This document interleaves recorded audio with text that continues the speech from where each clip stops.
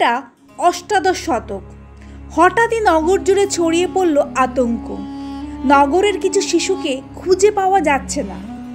শিশুদের পরিবারের বুকফাটা কান্না ও একের পর এক নিদ্রাহীন রাত কাটছে। অবশেষে কলিজাহীন শিশুদের নিথর দেহ পাওয়া গেল নগর সংলগ্ন নবাবের মহলের কাছে।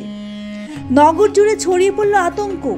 সবার মনে একটাই প্রশ্ন, এই নির্মম কাজ কার হতে পারে? আজকে এই ভিডিওর মাধ্যমে আপনাদের সামনে মুর্শিদাবাদের এমন এক অধ্যায় তুলে ধরব যা শুনলে আপনারা সবাই স্তম্ভিত হয়ে যাবেন, বাকরুদ্ধ হয়ে যাবেন, যার কাহিনী সিনেমার গল্পকেও হার মানাবে।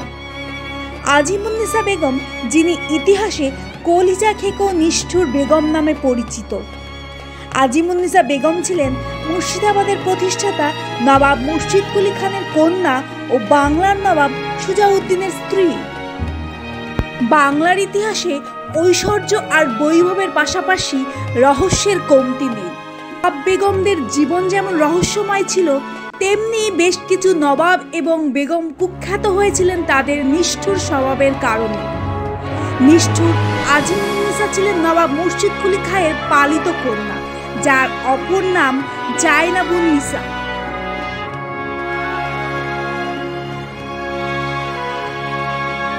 অষ্টাদশ শতাব্দীতে আজিমুন্নেসা একজন প্রভাবশালী ও কুখ্যাত নারী ছিলেন।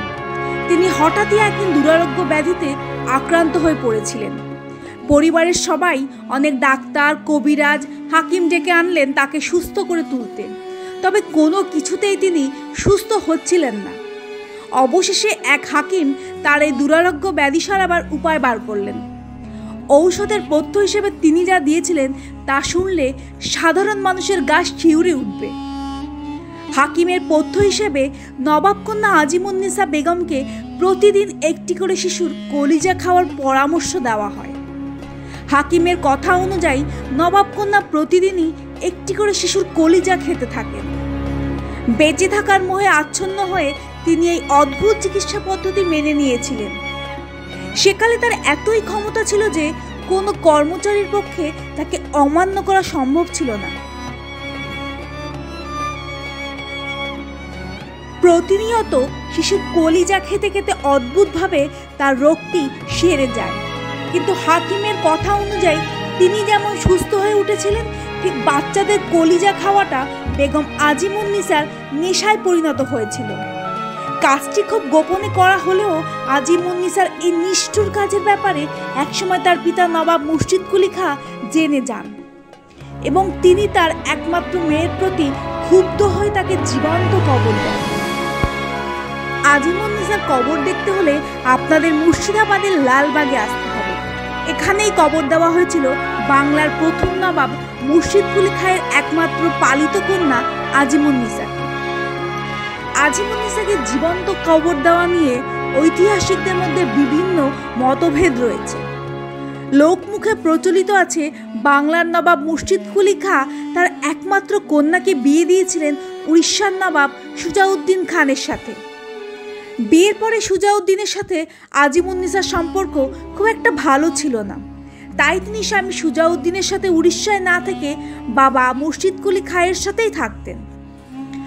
আজিমুন্নেসার স্বামী থাকা সত্ত্বেও প্রতি রাতে কোনো না কোনো সুপুরুষের সঙ্গে দৈহিক মিলনে লিপ্ত হতেন। এই কথা যেন কেউ জানতে না পারে, সেই জন্য দৈহিক মিলনের পরে বিষ প্রয়োগ করে পুরুষদের হত্যা করতেন। নবাব মুর্শিদ কুলি খাঁ তার মেয়ের এই হত্যা লীলার কথা জানতে পেরে তাকে জীবন্ত সমাধিস্থ করেন। আবার অন্য মতে আজিমুন্নেসা অত্যন্ত স্বাধীনচেতা ও ধর্মপ্রাণা মানুষ ছিলেন। তার বাবার তৈরি কাটরা মসজিদের অনুকরণে তিনিও একটি ছোট মসজিদ নির্মাণ করেন এবং মসজিদের সিঁড়ির নিচে নিজের সমাধি তৈরি করে রাখেন। পরবর্তীকালে তাকে সেখানে জীবন্ত সমাধি দেওয়া হয়। আজিমুন্নেসা মনে করতেন সমাধির উপরে পুণ্যবান মানুষের চরণ স্পর্শ পেলে তার সমস্ত পাপ মুছে যাবে এবং তিনি মুক্তি লাভ করবেন। পরবর্তীকালে ভূমিকম্পের ফলে আজিমুন্নেসা তৈরির মসজিদটি ধ্বংসস্তূপে পরিণত হয়। 1885 সালে ভারতীয় পুরাতত্ত্ব বিভাগ বা ASI এই ভগ্নপ্রায় মসজিদটি রক্ষণাবেক্ষণের দায়িত্ব নেন। এবং পরবর্তীকালে জনসাধারণের জন্য খুলে দেওয়া হয়। 1734 সালে নির্মিত এই মসজিদটি ঠিক কবে আজিমুন্নিসা বেগমকে সমাধি দেওয়া হয়েছিল ইতিহাস তা মনে রাখার প্রয়োজন বোধ করেনি। আজও মুর্শিদাবাদের লালবাগে আজিমুন্নিসা বেগমের সমাধি দেখতে বহু দূর দূরান্ত থেকে পর্যটক আসেন।